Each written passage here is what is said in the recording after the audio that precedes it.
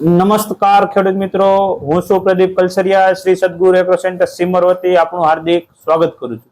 આજે આપણે વાત લઈને આવ્યા છે કે બિયારણ કોઈ પણ કપાસનું હોય કે માંડવીનું વાવતા પહેલા આપણે ઘરે કેટલા ટકા જર્મિનેશન થઈ છે, કપાસ થાય છે એનું ચેક કરી લેવું આવશ્યક છે। કઈ રીતનું ચેક કરવું એની માહિતી હું તમને આપીશ। એક આ રીતનું ગુણિયું લેવાનું, આમ પાથરી દેવાનું, ગુણિયાને આખું પલાળી દેવાનું પહેલા। પછી આ મેં કપાસના 100 દાણા લીધેલા છે, એને આ રીતના કપાસના દાણા નાખી દેવાના તમારે। નાખ્યા પછી આ રીતનું ગુણિયું લઈ આમ ઢાંકી દેવાનું। ઢાંકીને પછી આવો ફુવારો લેવાનો, એનીથી પાણીનો છંટકાવ કરી દેવાનો આ રીતનો।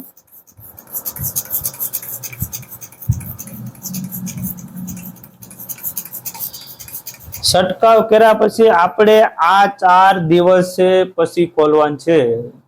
ત્યાં સુધી આને ખોલવાનું નથી, અંધારામાં રહેવા દેવાનું છે। આ 4 દિવસ પૂરતી એકને એક જગ્યાએ રાખવાનું છે। આને ખાલી ફુવારા દ્વારા આમાં આ રીતનું 4 દિવસ સુધી ખાલી 2 ટાણા પાણી છાંટવાનું છે, સવાર સાંજ, બીજું કાંઈ કરવાનું છે। ચોથા દિવસે આ ટાઈમ આપણે અત્યારે 5 વાગે છે, ચોથા દિવસે 5 વાગે ખોલવાનું છે અને જોવાનું છે કેટલા ટકા જર્મિનેશન થયું।